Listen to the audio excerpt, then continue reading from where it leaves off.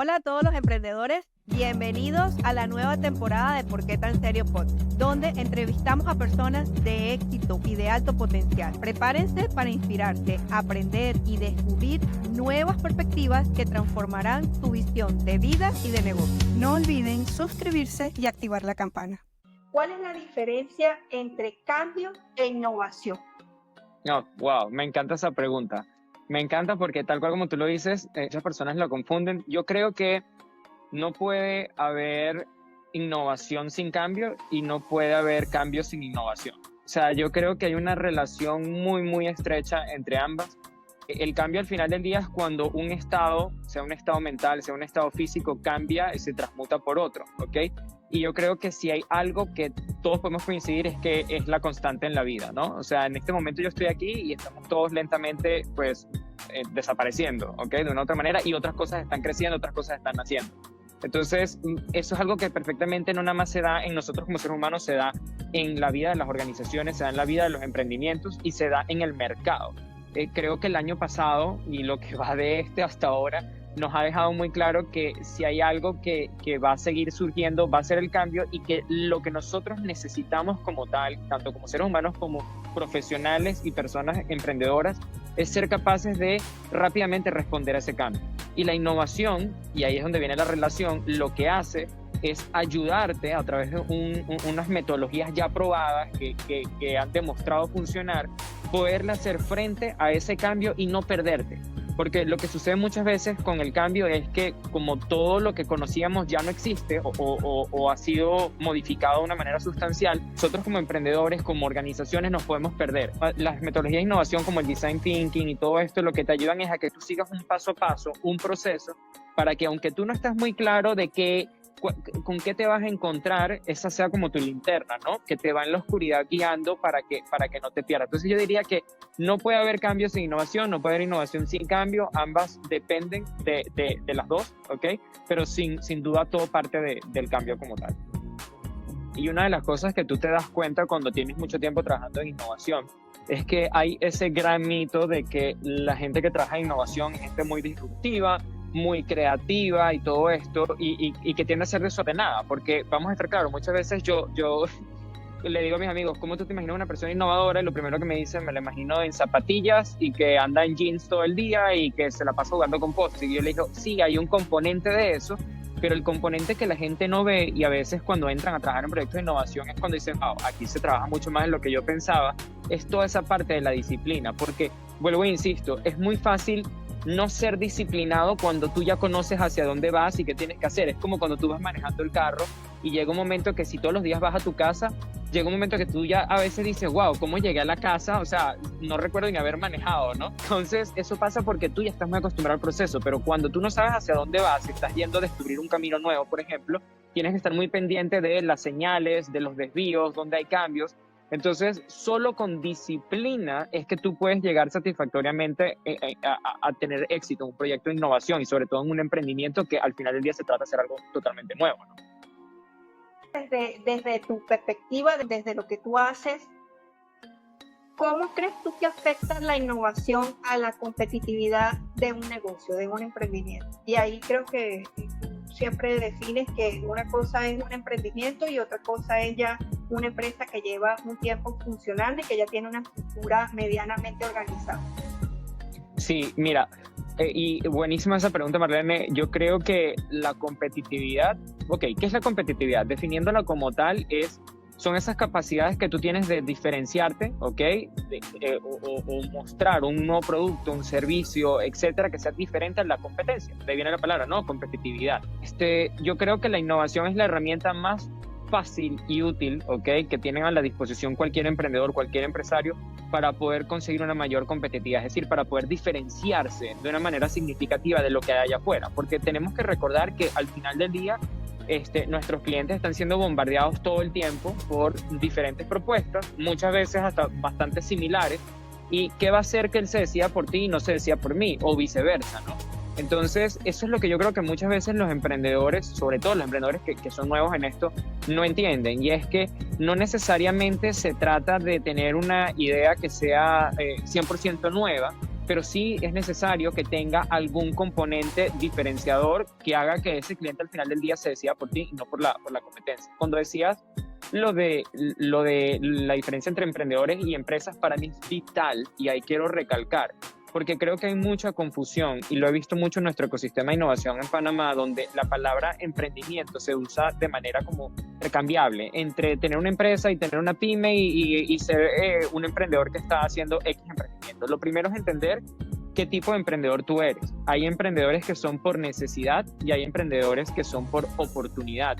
La diferencia fundamental que hay, y aquí esto es como una perlita que les dejo a todos los que estén escuchando, la diferencia fundamental es que aquellos que son por oportunidad es porque ven algo que definitivamente es un nicho, un espacio en el mercado que nadie ha tomado y que dicen, oye, si yo me meto aquí puedo hacer un negocio interesante alrededor de esto.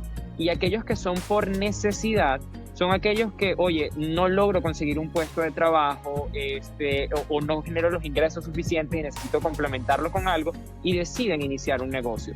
Ambos tipos de emprendedores para mí son igualmente valiosos. Una sociedad necesita de ambos. Simplemente, obvio que una sociedad se mueve mucho más rápido cuando tú tienes emprendedores que son por oportunidad, es decir, porque hay ven muchas cosas interesantes que hacer en la calle y no necesariamente por necesidad. Hay un estudio muy bueno que hacen todos los años, que creo que lo patrocina la Ciudad del Saber, que es el GIN, que es acerca del emprendimiento, y nosotros muy valioso. El que no lo haya visto, 100% se lo recomiendo que lo busque y lo vea.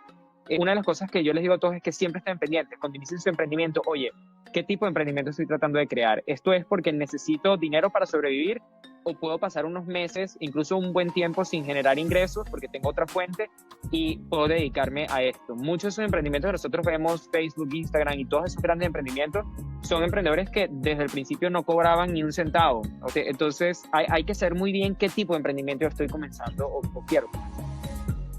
También veo que la palabra emprendimiento, si bien es cierto, existe desde hace muchos años. Nosotros estamos usando ese término desde hace pocos años, ¿no? A pesar de que suena mucho. Yo entiendo cuando la gente quiere comenzar a hacer algo, pero como tú dices, lo importante es que tú mismo te definas qué tipo de emprendedor vas a ser. La gente comienza a hacer cualquier cosa y bueno, es mi emprendimiento, y eso no es de la noche para la mañana, eso lleva una estructura. Y aparte de una estructura, tú como emprendedor tienes que formarte también en muchas áreas, no solamente en lo que ya sabes hacer, que tú lo manejas como experto, sino en todo lo que va alrededor de lo que es conformar una empresa al final del día, ¿correcto? La gente termina frustrada después de 4 o 5 meses porque entra y monta cualquier cosa en Instagram, en las redes sociales, y no comienza a generar los ingresos que está esperando. Y yo recomiendo, si tienes fuentes de ingresos para irte apoyando mientras ese emprendimiento despega, es lo mejor, porque si estás esperando que este emprendimiento de la noche para la mañana te genere que te puedas mantener el estilo de vida que tú quieres, lo veo difícil. Total. Las frustraciones. Es mi No, y es buenísimo que lo compartas porque es donde se encuentran muchas personas que a veces se acercan y dicen, oye, yo quiero emprender, quiero hacer esto y tal. Y miren, yo creo hay dos posiciones. Puedes estar en una posición dorada, como le digo yo, y es que tengas un trabajo que te permita sobrevivir, que te permita comer, por así decirlo, y que te dé el suficiente tiempo, o incluso yo a veces digo que más que el tiempo es más valiosa la energía, que te deje la energía mental para poder seguir emprendiendo, ¿ok? Yo he tenido la suerte de que las organizaciones en las que he trabajado han sido organizaciones que me han apoyado muchísimo en ese sentido, ¿ok? O sea, siempre he sido abierto en que yo tengo otros emprendimientos, que he estado explorando otras cosas. Sé que no todo el mundo a veces tiene esa oportunidad, pero también yo invito a la gente a que se dé el atrevimiento. Muchas veces tú como profesional sabes cuándo puedes y cuándo no puedes negociar. Que se den el atrevimiento de negociar con sus jefes, de negociar con sus empresas y decirle, oye, yo sigo manteniendo mi rendimiento, lo he demostrado todo esto, quiero comenzar a explorar esto.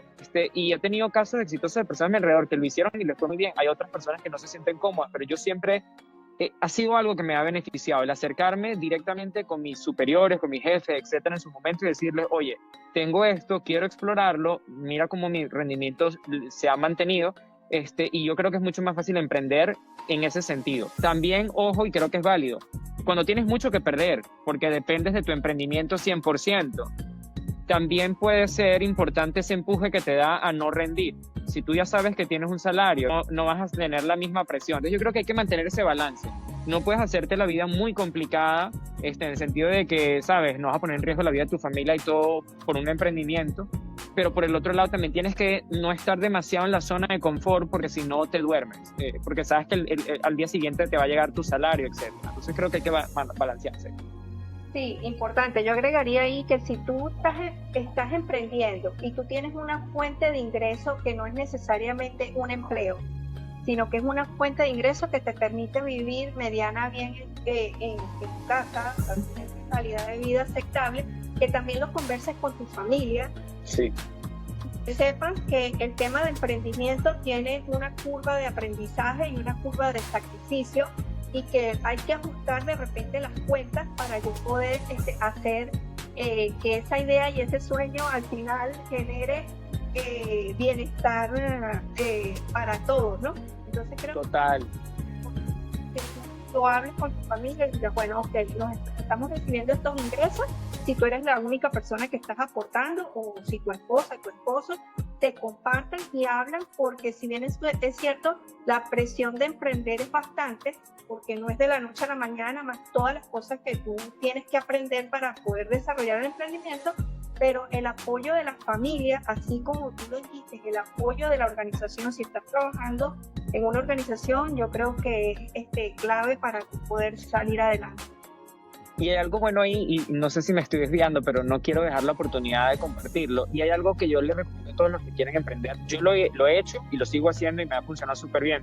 Yo creo que tu dinero tú tienes que asignarle trabajos. En inglés le dicen como jobs to be done, pero serían trabajos. Es decir, cada vez que tú recibas tu salario, en la medida de lo posible, tú trata de distribuirlo de una manera que ellos tengan diferentes fondos. Y yo soy de esos, yo tengo 20 cuentas, ¿ok? Y porque lamentablemente todavía en Panamá no tenemos, por ahí el que quiera ser emprendedor, no tenemos una manera buena, ningún banco lo ha ofrecido, de tú poder tener diferentes cuentas para clasificar como en bolsillos tu dinero, ¿ok? Sin embargo, yo soy de los que he abierto un montón de cuentas simplemente para poder tener dividido mi dinero, y tengo uno que literal dice dinero para inversiones. Y esa inversión, incluso tengo otras dos que estoy dividido para negocios que son como de alto riesgo, y el otro que es casi como para ya cosas que quiero emprender y que tengo claridad. Entonces, creo que eso lo que hace es que si tú vamos a estar claros, y eso se lo digo a todos, a mí me encanta viajar, por ejemplo, he casi recorrido muchísimos países, y una de las cosas que a veces la gente me dice, oye, pero ¿y cómo haces para hacer esto, hacer lo otro? Y le digo, porque yo tengo objetivos y el dinero se va dividiendo un poquito para cada uno. Entonces, yo no siento que cuando estoy viajando aquel viaje que siempre quise, por el otro lado estoy abandonando el sueño de tener mi empresa, porque hay un dinero que está siendo alocado para eso. Entonces, creo que eso es bueno para que no compitan, o sea, que tú tengas mucha organización financiera. Eso es importante para un emprendedor, sobre todo porque tu vida está compartida, ¿no? Entre el emprendimiento y tú. Entonces hay que saber manejar esas finanzas. Son uno, al final son uno, pero hay que manejarlos separados, y no es que es importante, es clave. Es súper importante estar bien organizado financieramente y dividir qué vas a hacer y cómo lo vas a hacer. Yo creo que esa es parte de las raíces que debemos fortalecernos al momento en el que estamos en el mundo de corporativo a trabajar, o en el momento en que iniciamos un negocio, desde el primer momento que lo...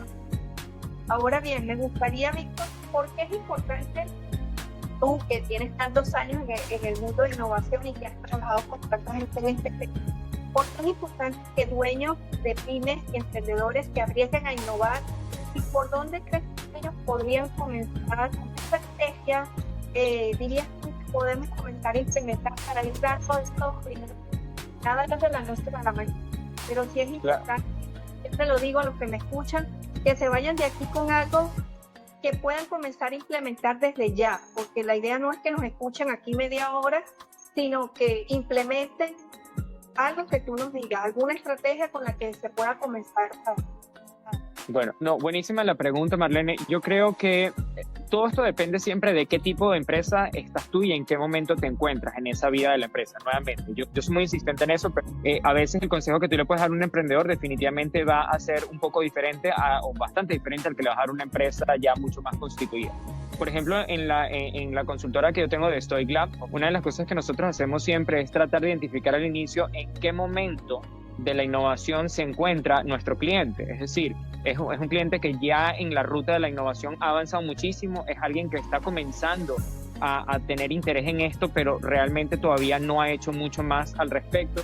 Entonces yo te diría, si eres una empresa que ya está bien constituida, una empresa que ya tiene tiempo, lo primordial es que tú puedas identificar en qué momento se encuentra. ¿Cómo puedes hacer esa identificación? Sencillo, nosotros lo que hacemos con ellos es hacer algunas entrevistas a lo interno, entender realmente cómo están haciendo los procesos, por ejemplo, de generación de productos y servicios, el grado de involucramiento que tienen con sus clientes, porque algo que conecta mucho con la innovación es sobre todo el diseño humanocéntrico, el tema de design thinking y todo esto, de cómo yo no diseño las cosas desde el ego de la organización, porque yo creo que la gente necesita, sino cómo yo diseño las cosas escuchando a mis clientes. Entonces, una empresa que, por ejemplo, nos demuestra con sus acciones o con lo que vemos que todavía no tiene procesos diseñados para recolectar feedback de los clientes, donde tú ves que todavía se generan, por ejemplo, los productos muy a lo interno, etcétera, ya nos comienzan a dar nosotros guías de que, oye, aquí todavía hay una ruta de transformación mucho más larga, ¿no? Nosotros, una vez que hacemos ese análisis, pasamos entonces a lo que tiene que ver en elaborar una ruta de transformación. Esa ruta de transformación la hacemos dividida en diferentes horizontes, ¿ok? Y eso es importante y esto se aplica para todos. Seas un pequeño emprendimiento que esté iniciando o eres una organización que se necesita transformar, tú tienes que dividir la transformación en lapsos de tiempo. Si no, te vas a frustrar. Entonces, tienes que tratar de ver qué vas a hacer en el corto plazo, mediano plazo y largo plazo. De hecho, a nuestros clientes una de las cosas que más valor les agrega es que les entregamos esa ruta de transformación donde ellos ya saben en los próximos 6 meses debería poder lograr esto, en el próximo año y medio esto y a los próximos 3 años me estoy transformando a esto. Si eres un emprendedor, por el otro lado, yo te recomiendo que lo primero que debes hacer si quieres comenzar en todo este tema de la innovación y no lo has hecho, es comenzar a identificar quién es tu cliente. ¿Y cómo tú identificas quién es tu cliente? Es más sencillo de lo que parece, obvio que es un arte, esto es algo que se practica, ¿no? Y hay que estudiarlo, pero lo primero es, tienes que hablar con ellos. Yo veo emprendedores que están con un miedo terrible, ocultos y no hablan con los clientes, hablan es con su familia, con los amigos y de la idea que tienen, pero no se acercan a los clientes. Y es importante que perdamos ese miedo por 2 cosas, y yo los entiendo porque yo he estado ahí. 1, tienes el típico miedo de que te roben la idea, que es lo más falso que hay. Nadie te va a robar la idea, porque el mundo está lleno de personas que dicen que van a hacer las cosas, pero no las hacen, ¿ok? Entonces, nadie te va a robar la idea. Hace falta muchísimo esfuerzo para tú poder avanzar algo hacia adelante. Entonces, por ahí, cero miedo con eso. Y por el otro lado, es el tema de que, y yo he luchado personalmente con eso, con algunos emprendimientos que he tenido, hay veces que tú estás tan enamorado de la idea y quieres tanto que esa idea funcione, que tú mismo te saboteas y no tratas de validarla, no tratas de entrevistar a los clientes porque tienes miedo, ¿ok? De que se demuestre que lo que tú piensas o la idea de negocio que tienes no vaya a funcionar y todo tu sueño de emprender se destruya. Entonces, hay que ir sin miedo, hay que lanzarse y probar. Por ahí veo un comentario de Rodrigo que dice que hay que mencionar la diferencia entre el cliente y el consumidor. Y definitivamente estoy de acuerdo, ambos requieren una estrategia diferente. Para los que no lo saben, un cliente es usualmente aquella persona que paga por un servicio, ¿ok? Es aquella persona que contrata el servicio para ti, disculpa. Y por el otro lado está el consumidor, que es el que disfruta ese servicio. Nosotros siempre usamos en los talleres un ejemplo que hace que la gente entienda esto muy bien, y es el ejemplo de las jugueterías, ¿no? En las jugueterías tú tienes al padre, y el padre usualmente es el cliente, ¿ok? Pero el consumidor es el niño es el que disfruta el producto, el niño es el que va a decir si quiere ese o quiere el otro. Entonces, hay veces que uno de los errores que vemos incluso en los emprendedores y en las empresas grandes es que no diferencian entre quién es el cliente y quién es el consumidor. Y esas son cosas que tú sí ves muy bien hecho en empresas como, y va a sonar redundante, pero tú lo ves muy bien hecho en Amazon, lo ves muy bien hecho en Apple, donde tú dices, wow, qué claridad hay aquí de quién es el que paga y quién es el que disfruta el servicio. Y si no encuentras añadir valor para ambos, muchas veces no logras que esas cosas funcionen o tengan éxito, ¿no? A la larga. Sí, yo creo no, es así. O sea, es importante hacer este ejercicio de que los demás vean, escuchen cuál es la idea y que tú les hagas pruebas y les hagas preguntas. Yo veo que hay gente que se lanza Y a veces me preocupa un poco gente que se lanza con un capital que ha ahorrado sin haber hecho pruebas, porque a los pocos meses termina perdiéndolo. Claro, no tiene nada de malo fracasar. Sacaste un tema muy importante y bueno, si vamos a hacer así, van a ser las 12 de la noche aquí en Europa y yo voy a estar hablando contigo. Pero la verdad es que ese es un tema súper importante y es el tema de probar y prototipar las cosas antes de lanzarlas. Ese es el consejo, después de entender a tu cliente, que fue el primero. El segundo consejo que yo creo que es vital, es no te lances a construir nada, a comprar algo para venderlo o revenderlo, lo que vaya a hacer que sea tu negocio, sin antes validar si realmente hay un apetito por eso en el mercado. Y ustedes dirán, wow, pero ¿cómo lo voy a validar? ¿Voy a ir a preguntarle a la gente si le gusta o no, o si lo quiero o no? No, eso es la peor forma de validar algo, es preguntarle a la gente si lo compraría o no.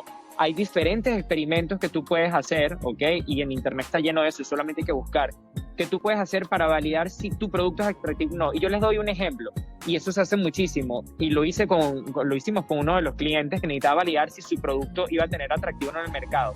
Hicimos una campaña de Facebook, nos costó, puede haber sido $300, rodar esa campaña durante unos 15 días. Hicimos unos anuncios muy bonitos, de muy buena calidad, ¿ok? Con unos gráficos como deberían ser, unas descripciones tal. Todo eso para validar un concepto que él tenía de lanzar un emprendimiento, una app en Panamá. Lanzamos eso y hicimos un tema de que recibíamos, si tú estabas interesado, nos llegaba, ¿ok? Un email diciéndonos quiero saber más. De esa manera nosotros perfectamente pudimos validar cuánto interés hubo en la calle, agarramos a las personas que nos dieron su email, después las llamamos y las contactamos e incluso las entrevistamos para entender qué les había hecho hacer live, qué les había gustado de la propuesta y tal. Y les estoy diciendo que al final se mostró que lo que se iba a lanzar era algo atractivo, sin embargo hubo que hacerle una cantidad de cambios que si no lo hubieran lanzado con esos cambios probablemente no hubiese tenido éxito y se hubiese botado el dinero. Entonces a lo que voy es, no hay que reinventar la rueda, pero tal cual como lo dice Marlene, antes de lanzarse a lanzar un negocio o construir algo, es probar si hay un atractivo o no para las personas. Sí, y aquí estaba viendo en algunas notas que me compartiste que hay 10 tipos de innovación diferentes. Sí, bueno, ese es otro de los temas, de verdad. Me encanta demasiado este tema, pero eso es uno de los temas que más me gusta también de la innovación. Todo me gusta, pues ya a este nivel ya ustedes ya se dieron cuenta que sí, esto también.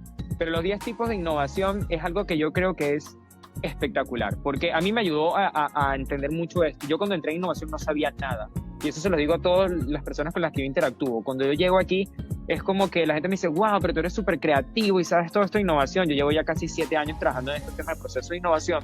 Pero de verdad yo tuve que googlear qué era innovación. La primera vez que yo me apunté a este trabajo, creo que fue en Manila. Entonces, a lo que voy con esto es que se puede aprender. Y los 10 tipos de innovación es una teoría que te habla a ti, y hay un libro acerca de eso, súper recomendado, que te habla de las diferentes maneras como una empresa, un emprendedor puede hacer innovación. Tienes 3 tipos, unas que son en procesos, tienes otras que son en el producto como tal y tienes una al final que tiene que ver con la experiencia. No les voy a adelantar más al respecto, les voy a decir un poquito, pero por ejemplo, algunos ejemplos. Hay empresas como Zara o Inditex, no sé si las conocen, que son todas estas tiendas como Pull&Bear, etcétera, que bueno, son líderes en el mercado de la moda. Y el éxito de ellos han sido que ellos han hecho innovaciones muy, muy buenas en lo que tiene que ver con la cadena de suministro, con los procesos, ¿verdad? Después tienes, no sé si lo conocen, a Virgin, la empresa esta de los aviones, que es de un magnate británico. Si no la conocen, investíguenlo, está súper loco, pero bueno, creo que fue al espacio hace poco. Y se caracterizan por ser unas empresas muy disruptivas. Las innovaciones realmente de ellos están en la marca, en cómo tú hablas y cómo comunicas. Venden lo mismo que venden los otros, pero la manera como lo comunican, la manera como ellos hablan de su marca, hace que la gente los perciba diferente. Entonces, hay veces que la gente piensa que la única manera de innovar es innovando en el producto. Y los bancos, y yo se los digo porque yo he trabajado muchísimo en bancos, los bancos son artistas y les encanta sacar el nuevo producto. Entonces, la tarjeta de puntos, la tarjeta de las gotas, la tarjeta de no sé qué cosa, pero al final del día sacan eso y a los 3 días o a las 3 semanas ya el otro banco se lo copió, porque el tipo de innovación en producto es demasiado fácil de copiar. Las empresas que perduran realmente en el tiempo son aquellas empresas que combinan diferentes tipos de innovación. Entonces tengo un pedacito de una innovación en la marca, yo hablo diferente a los otros, pero mi producto también tiene algunas características diferentes, entonces es más difícil para que la competencia pueda replicarte y de una u otra manera pues pueda sacarte del mercado. Hay que ser muy curiosos, muy curiosos. ¿Qué habilidades, capacidades debemos buscar los emprendedores que nos permitan adquirir ventajas competitivas frente a la competencia? Mira, buenísima esa pregunta y aquí se los dejo a todos para que comiencen a trabajar en eso. Uno es la humildad. Yo les digo algo, yo creo que tú no puedes hacer innovación y no puedes cambiar si no eres humilde. Este es uno de los grandes errores que yo veo en muchos emprendedores y lo veo mucho en las empresas también ya corporativas y es, somos lo mejor, nosotros sabemos lo que estamos haciendo, nuestro producto siempre, y hay como un miedo de hablar mal, y no es hablar mal, pero hablar de una manera de no halagarnos. Hay un miedo de decir nuestro producto no es el mejor y tú no puedes cambiar algo cuando tú no estás consciente de que hay que cambiarlo. Entonces yo creo que o mejorarlo tal cual. Entonces yo creo que lo primero es humildad en el sentido de entender que todo se puede mejorar y que no necesariamente lo que tú ya tienes allá afuera como producto o servicio es lo mejor, sino que puede haber una mejor versión. Humildad también para aprender, porque ¿qué es lo que pasa? Tú te encuentras con mucha gente que tiene miedo de decir no sé, que tienen miedo que los otros piensen que no sabe, que tienen miedo de decir que lo que ellos sabían ya no es hoy día verdad. Y sin eso tú no puedes aprender. Entonces la innovación requiere desaprender para aprender. O sea, tú tienes que olvidarte de todas esas cosas que te han dicho para tú comenzar a construir bajo otros parámetros, bajo otros valores, bajo otros conocimientos. Entonces yo diría que esas dos son vitales. Curiosidad intelectual, y eso por ahí creo que hay una persona que vi conectada por ahí que lo conozco y sabe que yo siempre decía eso cuando estábamos trabajando juntos. Why so serious? Why so serious? Why so serious?